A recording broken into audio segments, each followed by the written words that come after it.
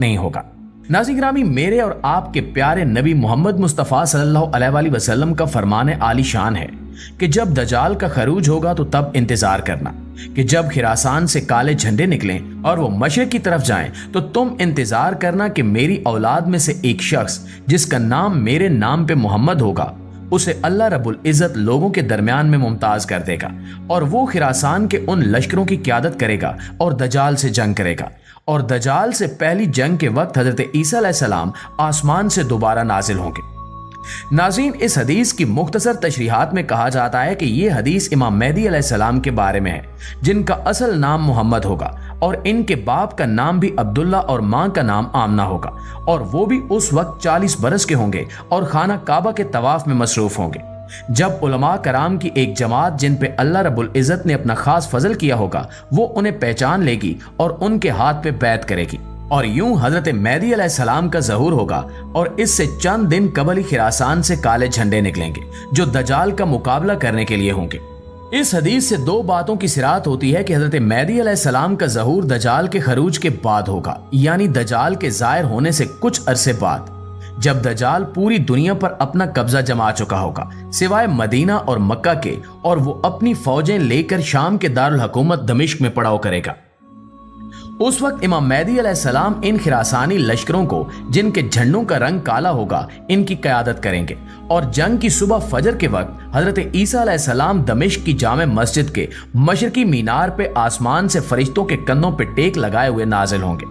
नाज़रीन, हमने इस बारे में बहुत तफसील से पढ़ रखा है, लेकिन ऐसा कौन सा मामला हुआ कि जिसकी बिना पर हम ये कहने में हक बजानिब हैं कि अब खिरासान से काले झंडे निकलने का वक्त नजदीक आ गया है। सबसे पहले हम ये जानते हैं कि खिरासान किस इलाके का नाम है। मौजूदा खिरासान मुल्क ईरान का एक सूबा है और खिरासान का ये एक इलाका अफगानिस्तान में भी शामिल है, यानी पुराने जमाने का वो खिरासान जिसके बारे में नबी अकरम सल्लल्लाहु अलैहि वसल्लम ने पेशगोई फरमाई, वो दरअसल एक ही इलाका था, लेकिन मौजूदा जुग्राफियाई हदबंदियों के बाद से वो इलाका दो हिस्सों में तकसीम होकर दो मुल्कों के तसर्रुफ में है, जिनमें ईरानी खिरासान और अफगानी खिरासान शामिल हैं। नाज़रीन, अब हम इस मामले की तरफ चलते हैं कि जो इस तरफ इशारा कर रहा है कि अनकरीब खिरासान से काले झंडों का एक लश्कर दज्जाल का मुकाबला करने के लिए निकलेगा। हम जानते हैं कि नबी अकरम सल्लल्लाहु अलैहि वसल्लम की अहादीस मुबारका के मुताबिक, जिनमें उन्होंने क़यामत की निशानियां बयान फरमाई हैं, इनमें कहा गया है कि दज्जाल के खरूज से पहले मुसलमानों और ईसाइयों ने मिलकर यहूदियों से जंग करनी है और इसके बाद मुसलमान और ईसाई आपस में जंग करेंगे और इस दौरान दज्जाल का खरूज होगा।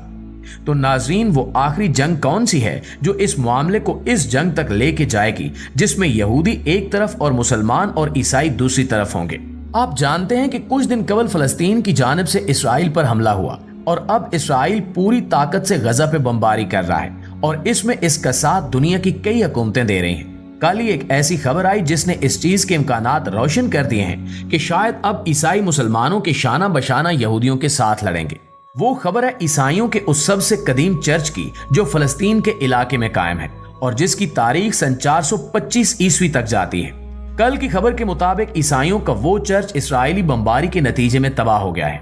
ये वही चर्च है जिसमें हजरत ईसा अलैहिस्सलाम का वो कपड़ा जिसमें इन्हें लपेटा गया था और वो पैदा हुए थे, और वो कपड़ा जिसमें ईसाइयों के अकीदे के मुताबिक हजरत ईसा अलैहिस्सलाम को सलीब देने के बाद रखा गया था, जिस पे इनका खून भी लगा हुआ है, और हजरत ईसा अलैहिस्सलाम का वो पंघूड़ा या झूला जिसमें इन्हें पैदाइश के बाद लिटाया गया था। ये तमाम के तमाम तबरुकात उसी चर्च के अंदर रखे गए हैं। अगर ये चर्च इसराइली बमबारी के नतीजे में तबाह हो जाता है तो ये इस कदर बड़ी पेशरफ्त होगी कि इससे सारी ईसाई दुनिया में भूचाल आ जाएगा और मौजूदा इल्हाद का ये तूफान भी मजहबी जज्बात की इस शोला अंगेजी को रोक नहीं सकेगा। तो गालिब इम्कान ये है कि जैसे ही चर्च की तबाही की खबर बाहर आई तो ईसाई दुनिया पे इसका रद्द अमल बहुत शदीद होगा। अब तक के सोर्सेज के मुताबिक इस चर्च की तबाही की खबर को बाहर निकलने नहीं दिया जा रहा, क्योंकि यही डर इसराइल को भी है कि इस तरह से ईसाई दुनिया यहूदियों के खिलाफ ना हो जाए। अलबत्ता इससे पहले ही पूरी की पूरी ईसाई दुनिया में फलस्तीनियों के हक में बेशुमार मुजाहिरे